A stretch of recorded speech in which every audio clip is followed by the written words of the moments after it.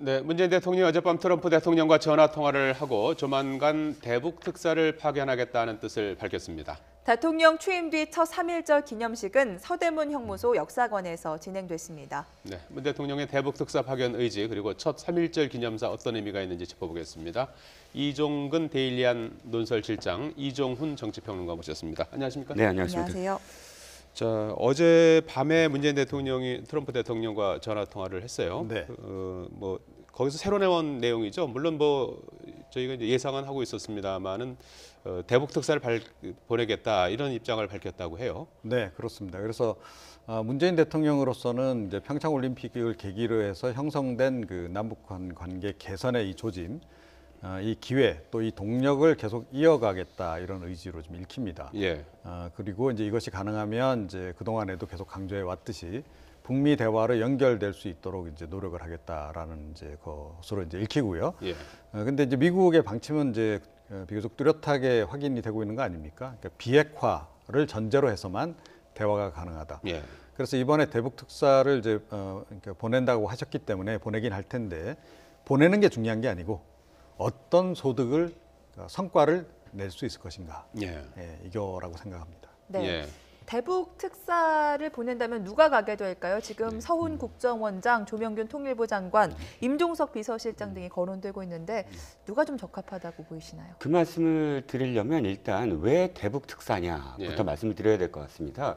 왜냐하면 최근에 대정부 질문에서 이낙연 총리가 야당 의원들의 질문에 대미 특사를 보내야 한다라는 것에 동의한다 이렇게 말을 했고 또 뭐 당은 다르지만 박지원 전 민주평화당 전 대표 같은 경우도 사실은 대미 특사가 우선돼야 된다라고 이야기를 하는 그런 분위기 속에서 어저께 갑작스럽게 대북 특사라는 그런 이 전환되는 어떤 지점이란 말이죠. 총리와 그러면 어느 정도 이것이 협의가 됐는 총리가 이 사실을 알았는지는 또 미지수입니다. 왜냐하면 이낙연 총리는 대미 특사를 이야기했으니까요. 그런데 문제는 대미 특사보다 왜 대북 특사냐? 그것이 네. 왜 우선되느냐에 대한 것인데 그렇다면 대미 특사를 간다는 건 곧 북한과의 어떤 일정 정도의 협의가 끝나고 그것과 관련해서 미국에 설득하러 가는 그런 자세가 이제 대미 특사라면 사실상 대북 특사가 먼저 된다는 것은 지난번 김영철이 방남을 했을 때 2박 3일간의 그런 어떤 협상에서 상당 부분 아직도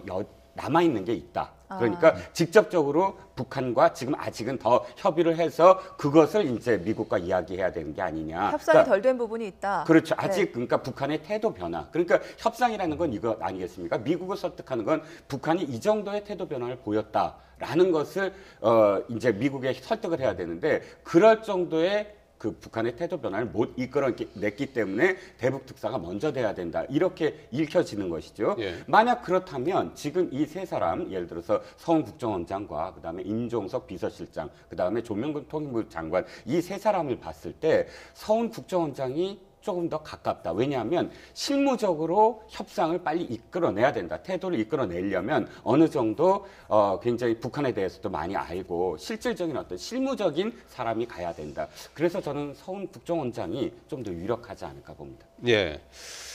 그 말씀하신 내용을 보면은 이제 북한의 입장을 조금 더 좀 전향적으로 좀 끌어내기 위해서 여건을 계속해서 이제 조성하기 위한 하나의 그 대북 특사가 될 것 같은데요. 서훈 국정원장이 여전히 유력한 카드로 지금 거론이 되는 것 같아요. 박지원 전 대표, 정동영 의원 같은 경우도 서훈 국정원장이 적임자다 이런 언급을 했어요. 그러니까 이제 뭐 그동안에도 이제 알려진 내용이 이제 서훈 김영철 라인 아니겠습니까? 그 라인에서 계속 이제 활발하게 이제 서로 의견 조율이 좀 이루어져 온 것으로 이렇게 알려지고 있고 이번에 이제 김영철 부위원장이 실제로 한국을 방문했을 때도 이 아예 서훈 국정원장하고 여러 차례 만나서 의견 조율도 꽤 하고 그랬던 것으로 지금 알려지고 있습니다. 그래서 그 라인을 중심으로 해서 앞으로 이 당분간 좀 문제를 풀어가려고 하지 않을까 이렇게 좀 생각이 되고요. 예. 그러니까 북한하고 어느 정도는 의견 조율이 좀 되지 않았나 싶습니다. 그러니까 이 대북 특사 얘기를 우리가 선제적으로 꺼내기는 좀 쉽지 않은 상황이라고 좀 보거든요. 그러니까 미국과의 관계 때문에. 그래서 미국하고도 어느 정도 이게 좀 조율에 자신감이 좀 생긴 그런 상황이 아닌가 이렇게 여겨지고요. 예. 그리고 이제 그 대미 특사 얘기도 이제 말씀을 하셨는데 아마 대북 특사를 보낸다라고 한다면 그 직전에 대미 특사를 먼저 보낼 가능성은 여전히 남아 있다. 이렇게 생각을 합니다. 예. 왜 그렇죠? 그러니까 이제 역시 이제 미국의 의견을 많이 존중한다라고 하는 것, 예. 그리고 이제 한미 공조의 틀을 깨지 않는 범위 내에서 북한과 대화를 한다라고 하는 점을 분명히 하기 위해서 좀 사실은 상징적인 의미가 크긴 한데요. 예. 그럼에도 불구하고 대미 특사를 보낼 가능성 있다. 먼저 보낼 가능성이 있다. 투 트랙으로 이루어질 가능성이 있다 이런 말씀이신가요? 그렇습니다. 파견 시기는 언제가 될 것 같습니까? 뭐 굉장히 이제 빠르면 빠를수록 좋다 이제 이런 분위기인 것 같긴 한데요. 일단 군사훈련이 예. 4월 달에 있습니다. 이제 아직 우리가 연기에 대한 어떤 입장을 안 보이고 있고 미국은 확고하게 이것은 실시될 것이다라는 사인을 보내고 있습니다. 네. 그렇다면 지금 북한은 지금 가장 큰 어떤 고리가 지금 군사훈련에 대한 어떤 이 약속을 받아내는 것이 첫 번째 북한 쪽에서의 어떤 이 협상의 카드라고 보여지는데 네. 4월 달 이 군사훈련의 규모라도 축소를 한다든지 어쨌든 협상은 어떤 방법으로든 해야 되니까 그렇다면 4월 군사훈련을 의제로 삼으려면 3월 최소한 중순 이전까지는 뭔가 그 북한과 이것과 관련해서 이야기를 나눠야만 가능하다. 그러면 최소한 3월 저는 둘째 주에서 셋째 주에는 방북 특사가 있지 않을까. 그렇지 않고 더 늦춰졌다가는 그 군사훈련 이후에 벌어지는 어떤 시점들은 사실 지금 더 앞으로 미지수거든요. 예측 불가능하거든요. 그러면 예측 가능한 순서대로 가야 된다. 예. 그런 의미에서 3월 최소한 셋째 주 이전에 네. 실시될 가능성이 있다는 것이죠. 일정상 보면 3월 9일부터 18일까지 패럴림픽 패럴림픽이. 또 장애인 올림픽 대회가 네. 이제 추가로 열리고 3월 18일이 끝나면 이제 연합훈련과 관련한 일정을 한미가 동시에 발표하기로 이렇게 돼 그렇습니다. 있지 않습니까? 네. 그래서 그 전에 아마 이제 그런 그리고 흐름이 이제 있을 패럴림픽 것 때 같죠. 또 북한 대표단이 또 오기로 하지 않았습니까? 예. 그때 이제 추가로 또 더 얘기가 남북한 간에 오갈 것 같고요. 예. 그 사이에 이제 뭐 당연히 이제 한미 간에는 계속 이제 정보 교류를 할 것이고, 예. 그래서 이제 최종적으로 절충안이 어느 정도 선에서 이제 이루어질지는 모르겠으나, 그러니까 뭐 이제 짐작컨대는 한미 연합 군사 훈련의 규모를 좀 축소한다거나 일정을 조금 더 조정을 뒤로 미룬다거나 하는 선에서. 그러니까 북한이 뭐 추가적인 뭐 핵실험이라든가 또 미사일 발사 실험을 이제 중단하는 조건 뭐 그런 정도에서 그러니까 그런 정도라고 한다면 예비적 회담, 미국이 이야기하는 예비적인 성격의 그런 회담 정도는 가능한 선이 되지 않을까 이렇게 여기지긴 하는데 조금 더 지켜봐야 되겠습니다. 예. 네. 북한에게는 이제 비핵화 의지를 좀 가져달라고 우리가 끊임없이 어떤 형태로든 지금 촉구하고 이제 있는 상황이고요. 그렇죠. 표현을 이제 해야 되는 거죠. 미국에게는 이제 대화의 문턱을 좀 낮춰 달라고 바로 지금 그겁니다. 네. 예, 하고 있는 그런 상황인데 여기에 대한 정동영 민주평화당 전 통일부 장관의 얘기를 잠깐 좀 들어보시겠습니다. 트럼프 정부는 어떤 면에서는 단순하죠. 계산만 맞으면 하거든요. 그러니까 이념으로 하는 게 아니기 때문에. 그래서 트럼프 대통령 아까 앞에 말씀하시던데 중간 선거를 앞두고 있기 때문에 정치인이잖아요. 그 미국을 어떻게든지 끌어당겨야 하고 그러기 위해서는 명분을 줘야 하는데 북으로부터 지금 특사가 가서 최소한 받아내야 할 말이 이 비핵화는 김일성 주석의 유훈이다. 그것은 10년 전에 제가 김정일 위원장 만났을 때 이끌어낸 말입니다만 그 말이라도 나오면 저는 북미 대화 테이블이 열릴 수 있다고 생각합니다. 정동영 의원 같은 경우는 노무현 정부 때 대북 특사 경험이 있는데 이번에 대북 특사를 파견한다면 최소한 비핵화 얘기는 받아내야 된다라는 입장인 것 같아요. 네, 그렇습니다. 그런데 10년 전과는 무엇이 다르냐면 10년 전 정동영 장관이 방북을 했을 때 김정일 위원장으로부터 받아냈다는 말은 사실 비핵화, 핵이 없었을 때 비핵화가 유물이다 이런 말이었는데 지금 10년 후 지금의 시점은 핵이 있다는 얘기입니다. 그러니까 핵이 있는데 비핵화라는 말을 할 수가 없다. 김정은이 지금 그것을 유은이라고 할 수 없다는 것을 전제로 해서 지금 듣는다면 아마도 뭐 핵을 일단 뭐 우리가 더 이상 핵 실험을 안 한다 정도가 지금 김정은이 할 수 있는 북한으로 봤을 때 최선의 말이지 거의 지금 북한에서 하는 어떤 입장은 뭐냐면 군축 회담을 하자는 그런 어떤 제의거든요. 그러니까 우리의 핵을 전제로 해서 미국도 핵을 축소해라. 그러니까 우리의 미국과 북미 회담은 미국이 핵을 축소하고 우리도 그렇다면 우리도 축소하겠다라는 군축 회담을 지금 그런 어떤 수준에서 이야기하고 있기 때문에 정상관의 저 발언은 사실 현재 좀 그러니까 좀 시기적으로는 좀 안 맞는 부분이 좀 있죠. 그런데 이제 한 가지 이제 좀 긍정적인 신호는 그러니까 김영철 부위원장이 이번에 이제 왔을 때 그러니까 이제 우리 당국하고 대화하는 과정에서 그러니까 핵 보유국 인정이라고 하는 전제 조건 대화, 그 부분, 북미 대화의 시작의 그렇죠. 전제 조건이죠. 그 네. 조건에 대해서는 뭐 그러니까 조건을 좀 철회할 그런 의지를 약간 내비쳤어요. 그렇다면 이제 이것도 북한이 약간 한 발 뒤를 한 발 정도, 한 발이라기보다는 반발 정도라고 봐야 되겠네요. 반발 정도 뒤로 물러선 조짐은 분명히 있다는 거죠. 여기서 이제 얼마나 더 우리 정부가 이제 북한 김정은 위원장을 설득을 해서 한 발 정도, 그러니까 미국이 보기에 의미 있는 진전이라고 볼 정도의 그 양보를 얻어내는 것. 그것이 앞으로 남은 이제 최대 과제가 아닌가 이렇게 생각합니다. 이 일정상 뭐 상당히 지금 중요한 시기가 될 것 같고요. 이제 우리 특사가 직접 가서 뭐 김정은 위원장을 만나지 않겠습니까? 그렇습니다. 김정은 위원장을 우리도 문재인 대통령이 김여정 부부장을 만났듯이 이제 만나서 김정은 위원장의 의중을 직접 확인한다. 이제 이런 의미가 있는 거 아니겠습니까? 공식 메시지를 얻어가지고 오느냐. 이게 이제 어떤 정도를 좀 받아낼 수 있을까요? 그러니까 만약에 북한이 정말로 북미 대화의 의지가 있다면 그 핵 보유국 인정 부분 관련한 언급 하고요. 그다음에 당장 이제 추가적인 그런 실험들, 핵실험, 미사일 발사 실험 그런 것에 대한 뭐 그러니까 잠정적인 유보 발언 정도 그런 정도는 뭐 우리가 좀 기대를 할 수 있지 않을까 싶은데요. 뭐 지켜봐야죠.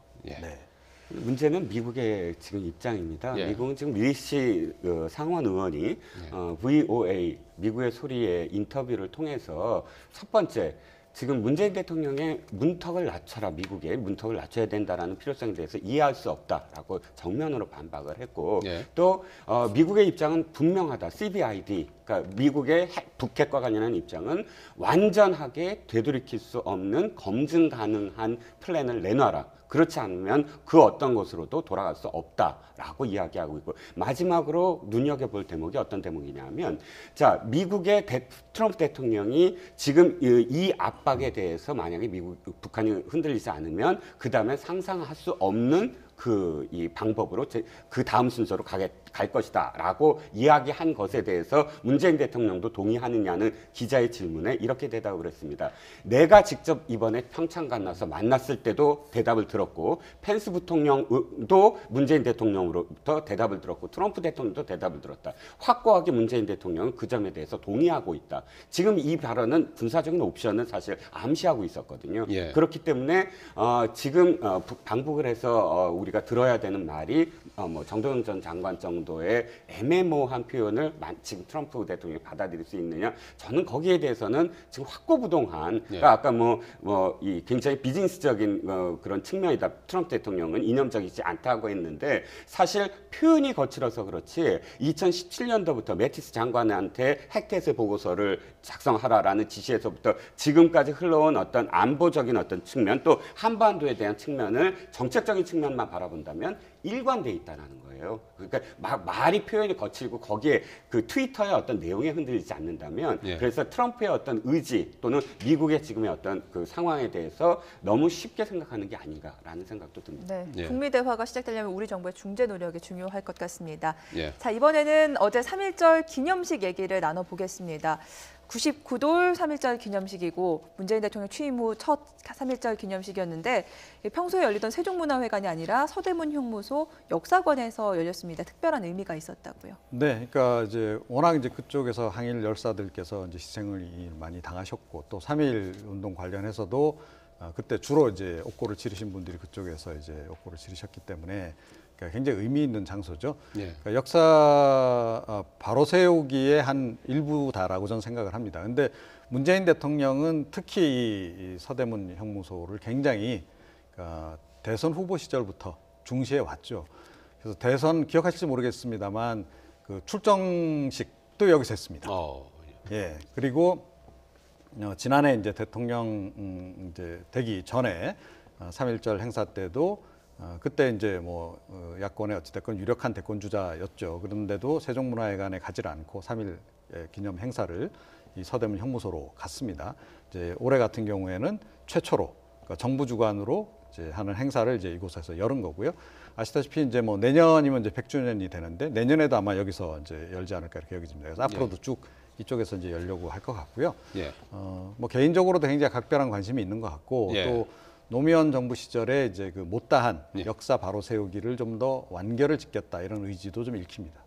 어제 문재인 대통령 3.1절 기념사를 통해서 일본을 강도 높게 비판했습니다. 잠깐 들어보시겠습니다. 이렇게 대한민국을 국민이 주인인 민주공화국으로 만든 것이 바로 3.1운동입니다. 위안부 문제 해결에 있어서도 가해자인 일본 정부가 끝났다라고 말해서는 안 됩니다. 전쟁 시기에 있었던 반인륜적 인권 범죄 행위는 끝났다는 말로 덮어지지 않습니다. 우리는 앞으로 광복 100년으로 가는 동안 한반도 평화 공동체, 경제 공동체를 완성해야 합니다. 분단이 더 이상 우리의 평화와 번영에 장애가 되지 않게 해야 합니다. 어제 기념사에서는 3.1절 의미 그리고 일본과의 관계만 이제 초점을 맞췄고 최근에 이제 북핵 문제 이런 데 대한 언급은 없었어요. 네, 그렇습니다. 이제 대통령의 어떤 연설을 보면 사실은 이제 신년 기자회견이 굉장히 좀 중요한 어떤 이슈고요. 왜냐하면 그 해에 벌어질 어떤 국정 이슈를 가늠해보는 연설이고요. 그다음에 8.15 경축사입니다. 우리가 사실 그 가장 중요한 것이 대일 관계와 대북 관계. 아니겠습니까? 그러면 8.15 경축사에서 주로 이제 대북 관계를 어떻게 할 거고 또 대일 관계를 어떻게 할 거라는 그런 단초를 얻고 역대 대통령 중에 사실 3.1절 기념식에 이렇게 큰 의미를 부여해서 어떤 연설이 어떤 의미냐 했던 것은 제 기억으로는 노무현 대통령 2005년 연설 이 기억이 남고 그 외에는 크게 어떤 이슈 변환이라든지 이런 게 없었어요. 그래서 혹시나 이번 3.1절에 그 최근에 한반도 문제, 그 북한 핵 이슈라든지 이런 문제가 굉장히 대두가 됐으니까 특별히 그런 문제들이 언급되지 않을까 하는 그런 뭐 시선도 있었습니다만 대일 관계에 어떤 뭐 굉장히 중점을 두고 말씀을 하셨습니다. 저는 개인적으로는 사실 이제 좀 독도 문제라든지 이런 것들이 언급되는 것이 적절했는가라는 좀 생각을 해요. 왜냐하면 이겁니다. 어저께 연설을 두고 굉장히 네티즌들이 또 환영을 하고 국민들도 많이 환영을 했습니다. 사이다 발언이라고. 그런데 문제는 박근혜 대통령의 집권 1년이 잠깐 떠올랐어요. 그때 지지율이 최대 65%까지 올랐었거든요. 그때 오른 하나의 어떤 축이 일본 관계였어요. 일본에 대해서 굉장히 날선 그런 그 태도를 지었거든요. 그러니까 절대 대화 안 하겠다. 너희들이 위안부 문제라든지 혹은 이 여러 기타 역사에 대해서 전향적인 자세를 보여라라는 그런 자세를 취했고 그것이 굉장히 또 호응을 받았습니다. 그런데 결과적으로는 지금 저는 이 독도 문제가 어차피 지금 우리가 실효적인 지배를 하고 있고 또 최근 들어서 일본이 뭐 독도 문제를 갖고 더 도발을 했다거나 그러지 않았거든요. 그렇다면 굳이 독도 문제를 언급해서 일본이 그것과 관련해서 대응을 하게 하고 다시 부상하게 할 이유가 있었나 하는 점. 그러니까 결과적으로는 이 일본에 대해서 이러이러한 입장을 천명했다기보다는 국민들에게 일본 관계를 어떻게 하겠다라고 하는 그런 어떤 선언이 아니었는가. 그래서 그런 점에서 사실상 어저께도 그 결과적으로 위안부 할머니 문제도 이렇게 강하게 표현을 하셨습니다. 역사에 대해서 사실은 가해자가 그렇게 반성하지 않는 것, 끊임없이 반성을 해야 된다라는 점인데 그런데 해법은 사실 그럼에도 불구하고 평화와 공존을 위해서 노력해야 된다라는 것이거든요. 결국 일본에 대해서 또 어떤 뭐 이 입장을 취한 것도 아니고 그러다 보면 이 국내의 어떤 그런 지지율을 위해서 이런 발언들을 하셨다라는 일부 비판도 사실은 뭐 있는 것이 아니냐 싶습니다. 지금 그 말씀하신 거에 대해서 잠깐 좀 제가 좀 반론을 제기하면 말이죠. 일본의 도발이라는 것이 저희가 늘상 보도하겠지만 역사 교과서 문제 최근에도 뭐 계속 나왔던 거고요. 그다음에 도쿄 시내에다 전시관을 설치한다든지,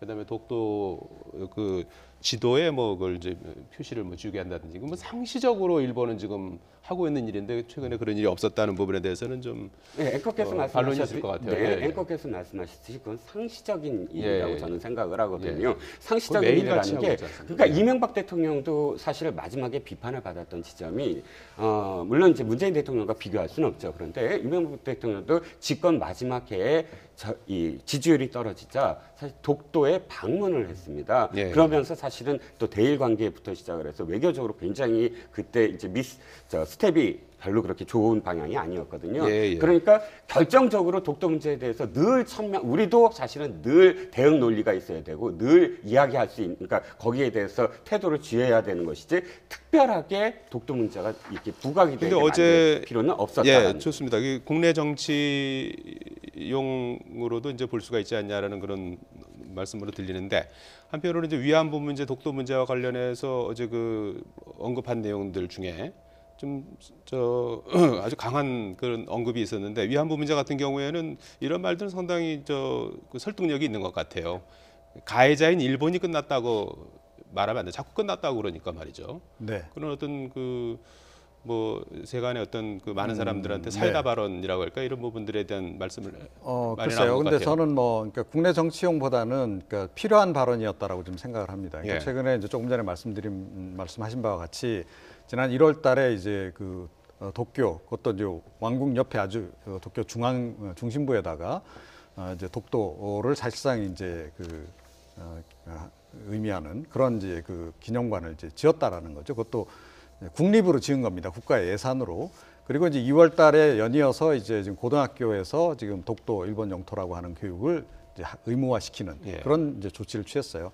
그러니까 이게 이제 하루 이틀의 일이 아니고 특히 아베 정부가 들어서면서 안 그래도 우리가 짐작을 하긴 했으나 좀 과도하게 지금 이제 침략 의지를 좀 내비치는 게 아닌가 그런 생각이에요. 그래서 지금 한 번쯤은 이거를 이제 짚고 넘어가야 되는 상황이었다라고 저는 보고요. 예. 그런 관점이 더 의미가 더 있었다. 그리고 이제 그것 때문에 이제 국민들도 그것에 대해서 약간 반응을 좀 보이고 있는 그런 상황이 아닌가 저는 그렇게 생각을 합니다. 예. 네. 일본은 즉각 반발했습니다. 절대 받아들일 수 없다라는 입장인데요. 또 일본 내에서 일반 국민들의 생각은 어떨지 궁금한데 호사카 유지 세종대 교수가 라디오 인터뷰를 통해서 이런 발언을 했습니다. 일본의 역사 왜곡 은폐 작업으로 보인다라는 발언인데요. 직접 들어보겠습니다. 역시 일본의 역사 왜곡이 계속 있었기 때문에 그리고 역사 은폐죠.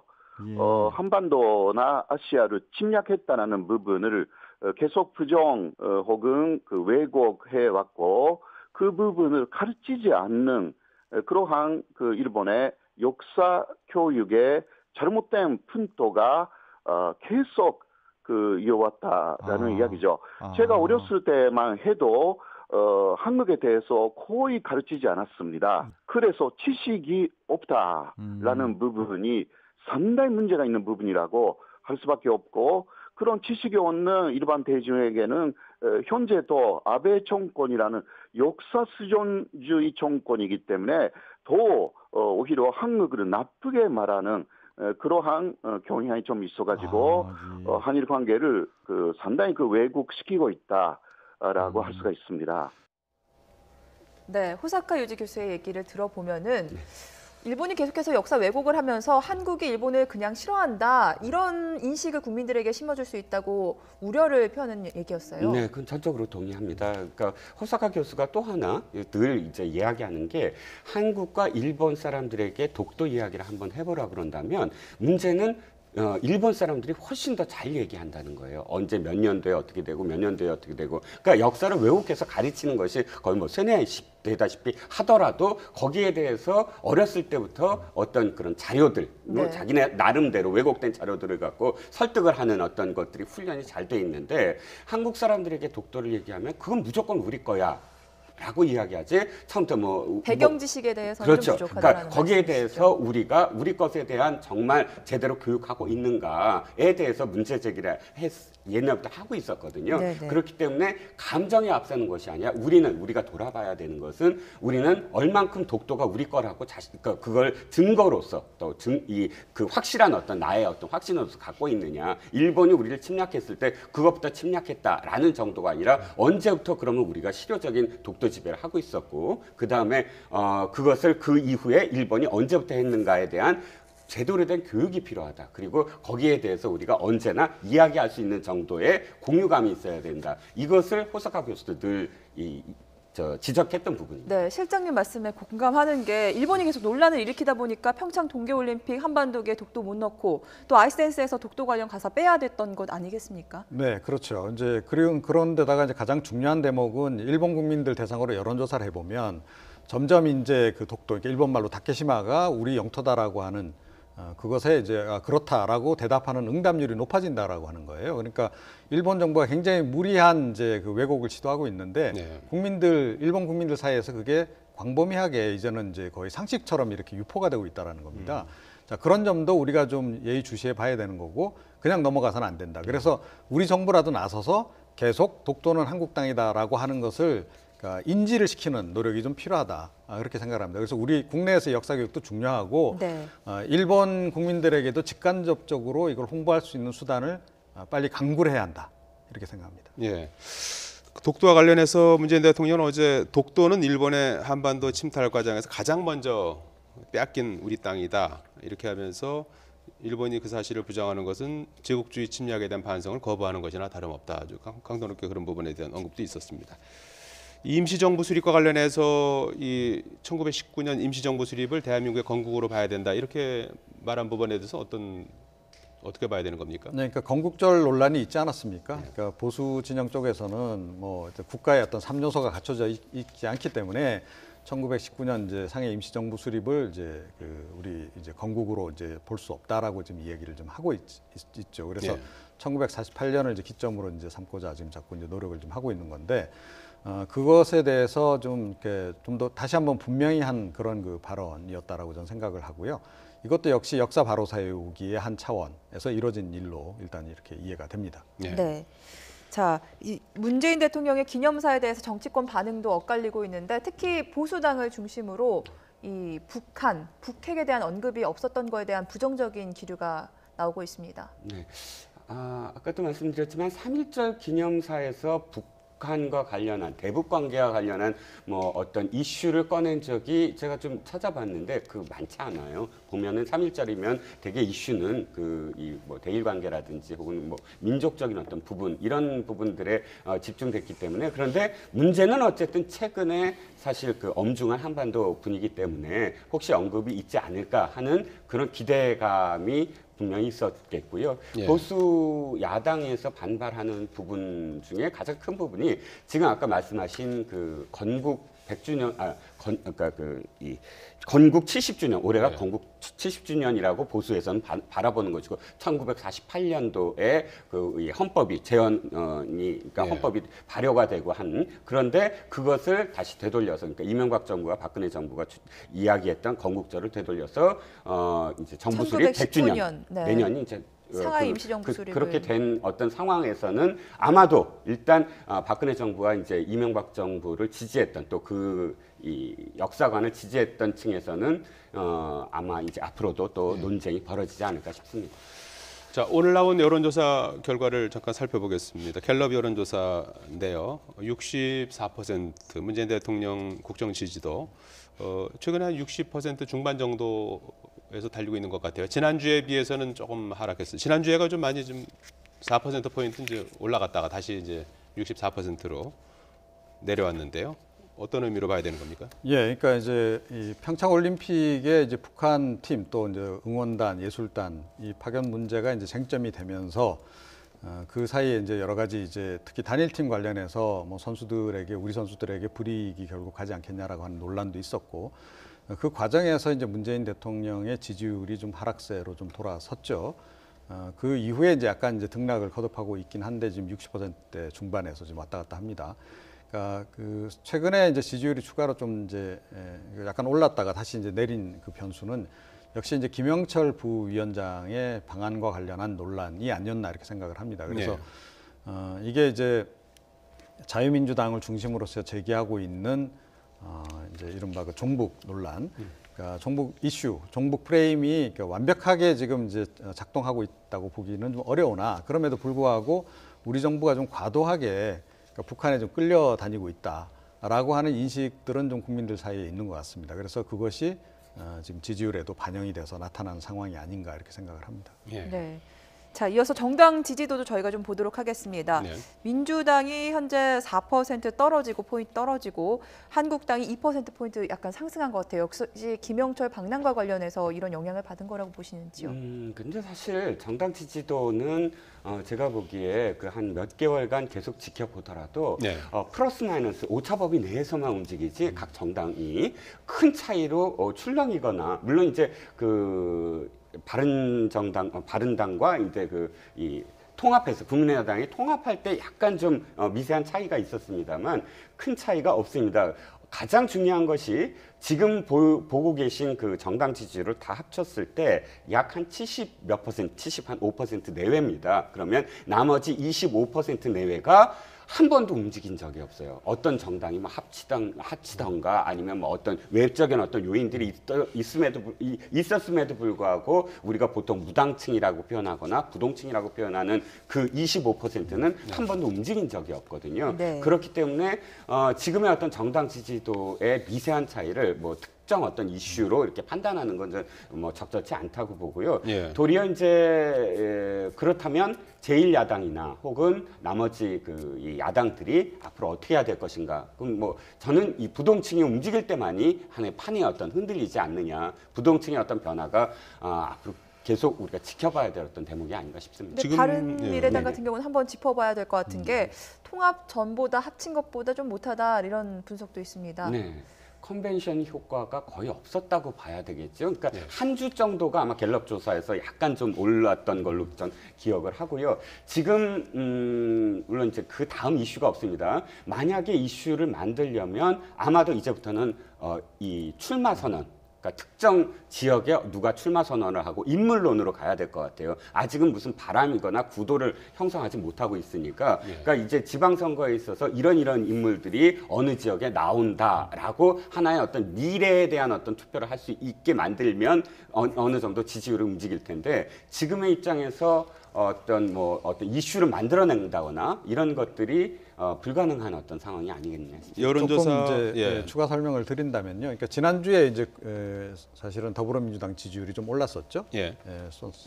그랬다가 이제 좀 약간 환원된 그런 측면이 없잖아 있는데 가장 이제 변화가 없는 것이 이제 바른미래당의 이제 지지율입니다. 그러니까 워낙 이제 바른정당과 국민의당으로 있을 때 각 당이 두 개 당이 가지고 있던 것을 단순 합산을 하게 되면 한 15% 거기다 이제 시너지 효과 또 컨벤션 효과를 더해서 한 20%대까지는 올라가기를 아마 기대를 했을 텐데요. 그거하고 오히려 역방향으로 좀 움직이고 있을 뿐만 아니라 지금 현재의 지지율을 보게 되면 바른정당의 지지율만 그대로 남아있는 상황이라는 거죠. 그러니까 두 당이 합치기 전에 바른정당이 한 8% 정도 나오지 않았습니까? 자, 이런 상황이라 그러면 이제 그 상당수가 유보층으로 돌아섰다. 그러니까 과거 국민의당을 지지하던 분들 중에서 약간 진보적인 성향인 분들은 더불어민주당으로 좀 되돌아간 것 같고요. 그리고 이제 보수 성향 일부도 오히려 지금 자유한국당 쪽으로 조금 이제 돌아선 게 아닌가. 그리고 나머지 분들은 그러니까 부동층화되는 관망세로 돌아선 그런 그 상황인데 왜 그럴까를 이제 분석을 해 본다면. 최근에 그 의미 있는 그런 그 어떤 행보를 보이고 있지 못하다라고 하는 거고요. 그리고 오히려 지금 유승민 대표가 최근에 이제 여러 가지 이제 안보 관련한 발언을 내놓는 것을 보게 되면 자유한국당하고 오히려 차이가 없습니다. 자, 그렇다면 뭐 굳이 바른미래당을 지지할 필요가 있겠는가? 또 뭐 선거연대도 한다고 하고 또 장기적으로 통합 얘기도 나온다라고 한다면 뭐 굳이 뭐 바른미래당을 계속 지지할 필요가 있겠는가? 그쪽으로 세를 밀어줄 필요가 있겠는가? 이런 생각들을 지금 유권자들이 하는 게 아닌가 이렇게 생각을 해봅니다.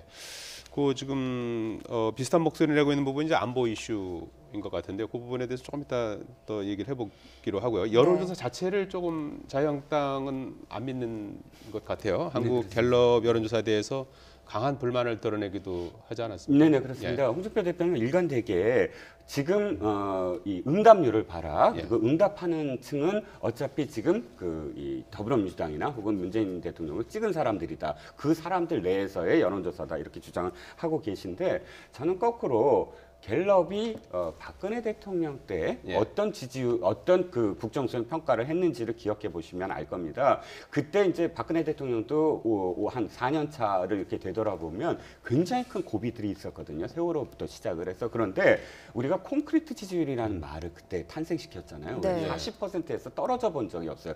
한 번 한 20%대로 갔다가 다시 또 복원이 됐습니다. 몇 주 만에. 그러니까 이 30%에서 40%대의 박스권을 형성하면서 아주 튼튼히 그 고정적인 어떤 지지율을 보였고 또 갤럽도 그렇게 지금 나타났었습니다. 당시에. 그런데 그때 당시 민주당의 전신, 통합민주당, 민주통합당이나 어쨌든 민주당이 지금 홍준표 대표가 똑같은 문제 제기를 했어요. 도대체 이렇게 큰 사안이 벌어졌는데도 불구하고 박근혜 대통령의 지지율이 떨어지지 않는 건 이 조사가 잘못됐다라고 문제를 제기했거든요. 그때 당시에 새누리당은 어떤 입장이었냐면 여론조사가 틀릴 리가 있느냐라는 입장이었어요. 그러니까 지금 홍준표 대표가 이 말씀하신 거 그 당시에 그 똑같은 여론조사 기관이 똑같이 했는데 다만 그 지지율이 내 마음에 들지 않는다고 해서 이 지지율은 이 지금 여론조사는 잘못됐다라고 표현할 수는 없다는 것이죠. 네, 그런데 홍준표 대표 같은 경우에는 이 여론조사도 못 믿겠고 또 신문도 못 믿겠고 방송도 못 믿겠고 이제 믿을 것은 SNS밖에 없다라는 발언까지 했습니다. 그래서 요즘에 그냥 페이스북에 글을 계속 올리시죠. 페이스북 정치에 굉장히 좀 공을 들이시고 계시는 건데 이것도 좀 상당히 조금 이제 과거하고 많이 달라진 점이죠. 이제 과거에는 SNS는 주로 이제 진보의 젊은 층들이 이제 활용하는 거라서 보수층들은 잘 보지 않아서 사실은 외면해 왔거든요. 그러다가 이제 전략을 바꾼 건데 그 전략이 좀 유효한지 저는 잘 모르겠어요. 여전히 SNS는 우리나라에서는 그래도 젊은 층들이 많이 좀 사용을 한다는 거죠. 그런데다가 조금 전에 이제 과거 이제 말씀을 하셨는데 더불어민주당도 과거에 이제 여론조사 탓, 언론 탓 한 적이 있습니다. 그런데 지금 홍준표 대표가 똑같이 해요. 그런데 이게 결과적으로는 이게 굉장히 망하는 지름길로 갈 수도 있다라고 저는 생각을 해요. 2012년 대선 때를 좀 생각을 제가 다시 한번 말씀드리고 싶은데 그때 종편이 너무 보수적이다 그래서 더불어민주당 쪽은 뭐 대선 후보는 말할 것도 없고 아예 그 국회의원들 출연을 정지를 시켰거든요.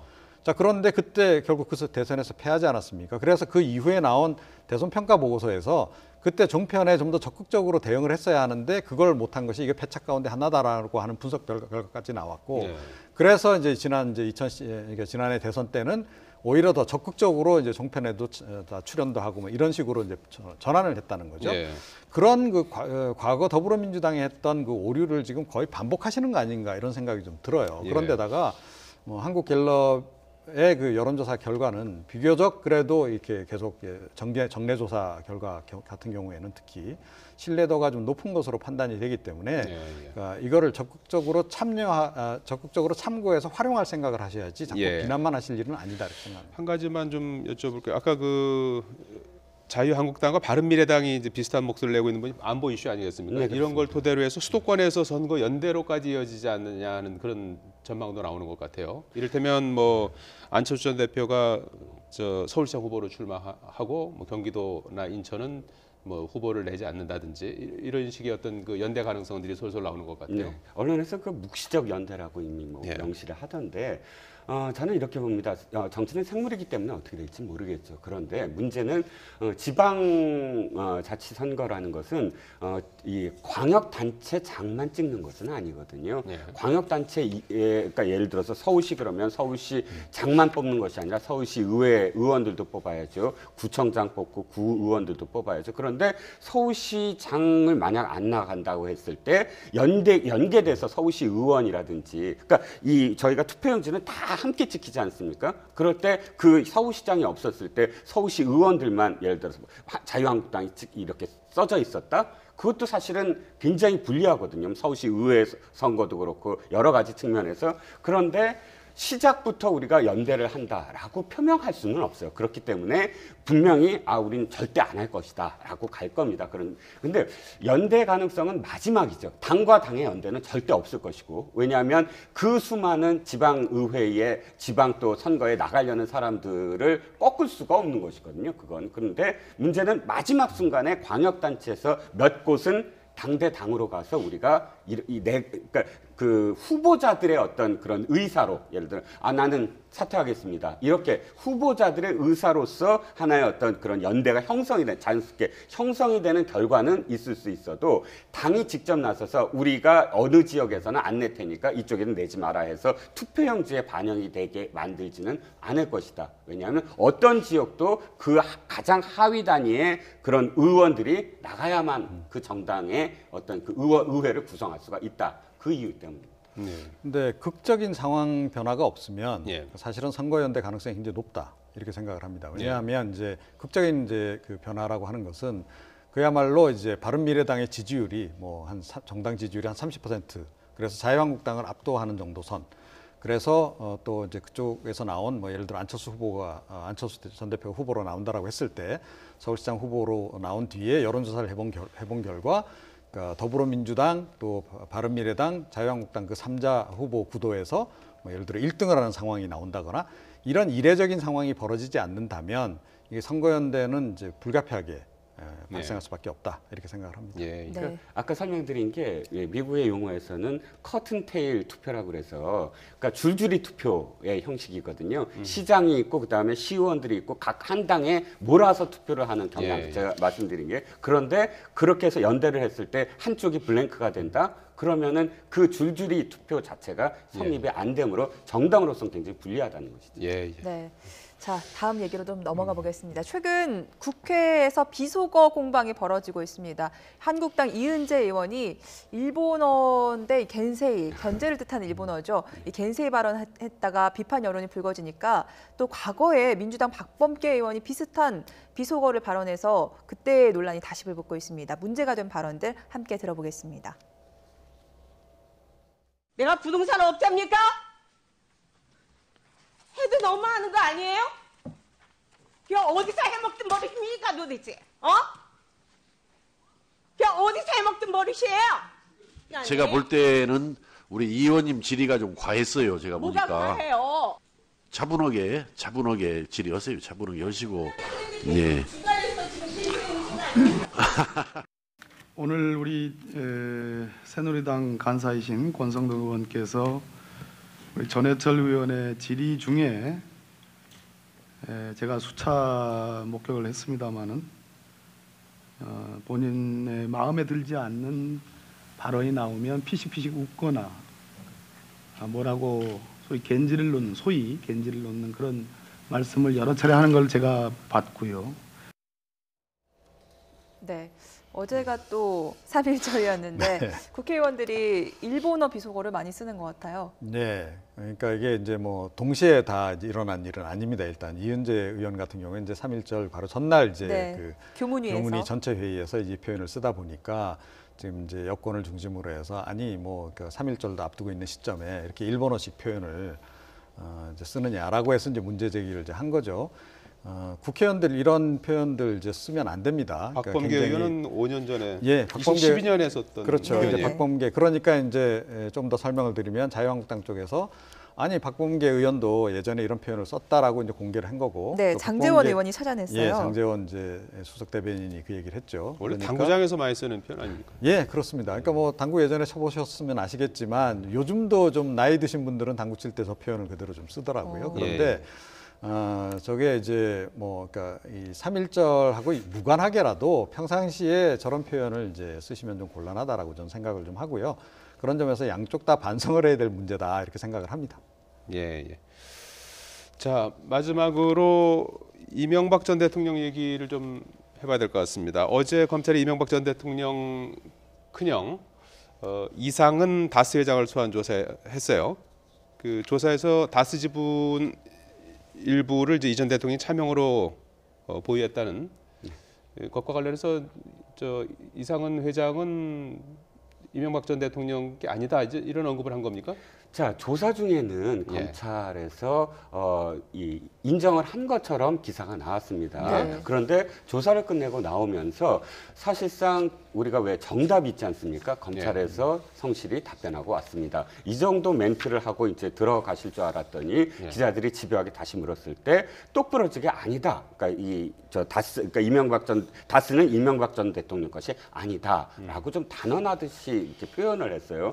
여러 가지로 생각을 해보면 첫 번째 가능성, 그러니까 조사 과정에서 자신이 인정한 것이 어떤 내용인지를 정확하게 인지하지 못한 것이 아니냐. 그러니까 이렇게 우리가 보통 조사를 받을 때 질문이 단문이 아닐 수도 있거든요. 그러니까 다스가 이명박 대통령 것이냐 이렇게 질문하지는 않겠죠. 여러 가지 어떤 상황들에 대해서 이제 질문을 했을 때 자기가 그것을 인정한 것에 대해서 사실은 이것이 그런 어떤 의미다라는 거를 파악하지 못했을 경우가 있을 텐데 변호사가 입회해서 다시 이 자신의 어떤 진술을 최종 점검했을 때 분명히 지적을 했을 겁니다. 그러면 근데 그걸 지적 안 당한 걸 보면 그건 또 가능성이 없을 것 같고, 두 번째는 자신이 인정을 했는데도 불구하고 기자들 앞에서 저렇게 이야기한 것은 이명박 전 대통령에 대한 동생에 대한 또 이 표현이 아니었겠느냐.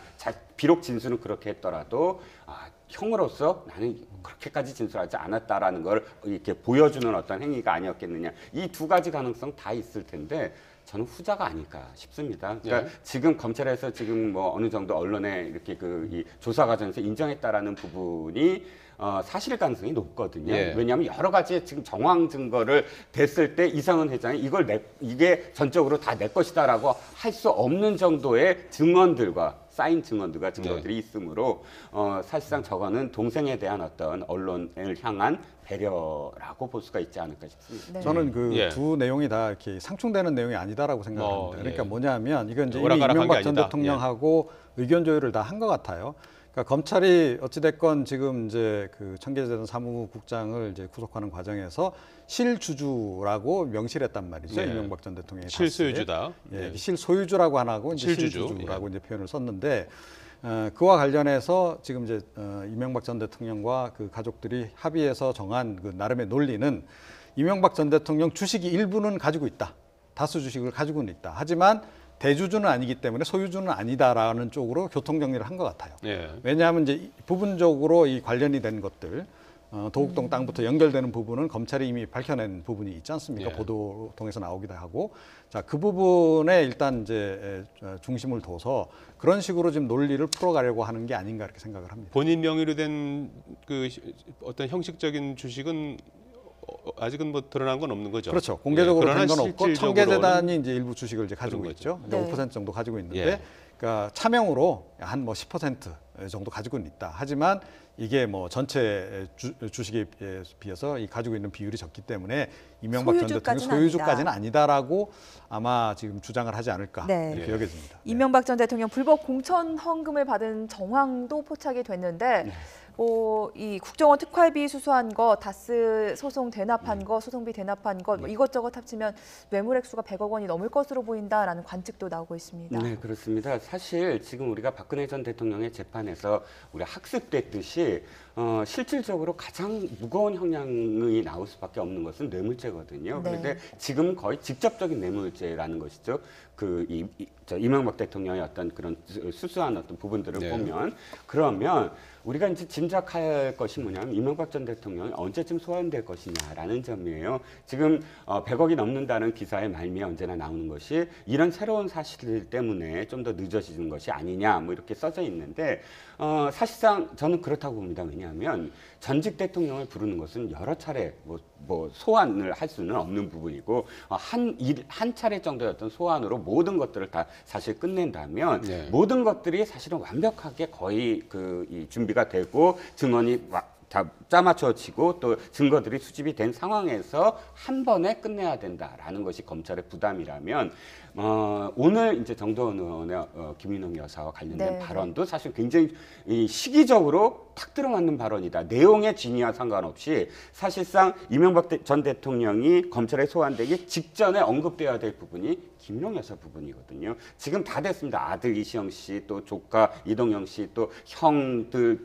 덕분에 형 다 소환이 됐습니다. 그런데 사위? 그렇죠. 사위까지. 그런데 결정적으로 김용 여사와 관련된 문제들이 이제 불거져 나오기 시작해서 회자되고 참고인 신분으로 소환 조사를 할 수도 있다라는 정도의 검찰이 흘려준다면 아무래도 그 압박감은 이명박 대통령이 내가 나와서 다 해명할 수밖에 없다. 라는 결심을 할 수밖에 없는 상황이 되는 게 아니냐. 그렇기 때문에 앞으로 이 점에 있어서 당장 뭐 다음 주다 이거보다는 그래도 3월 이내에 한 2, 3주 정도의 그 시간이 지금 소요되지 않을까 싶습니다. 지금 말씀하신 이명박 전 대통령 한때는 뭐 최측근에서 지금은 이제 저격수로 변신한 정두원 전 의원의 발언이 또 파장을 일으키고 있는데요. 잠깐 들어보시겠습니다.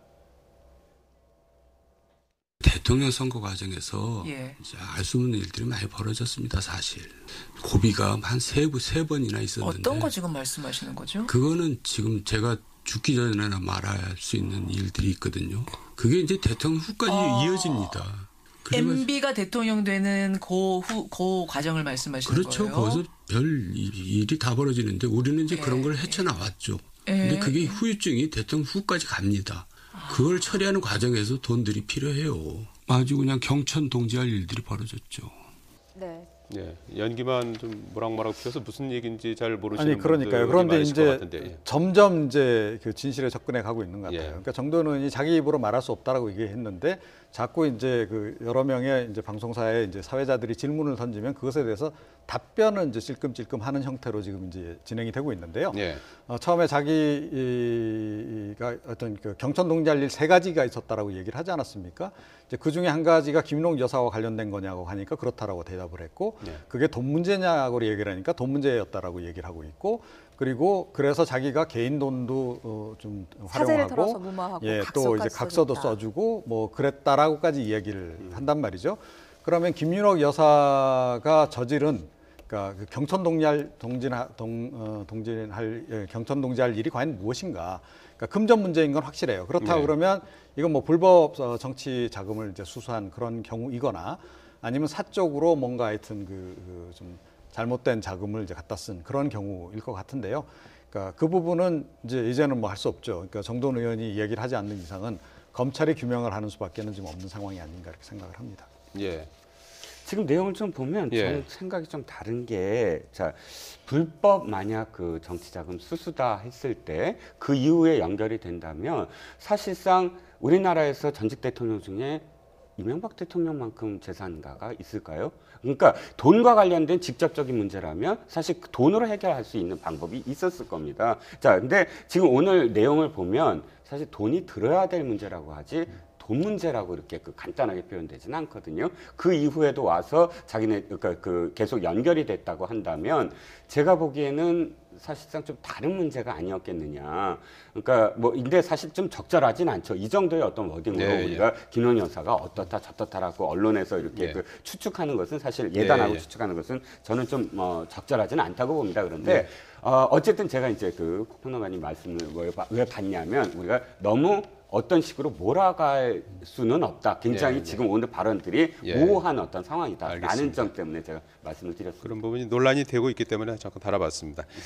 이종근 데일리 한돈설 실장, 이종훈 정치평론가였습니다. 두 분 고맙습니다. 감사합니다.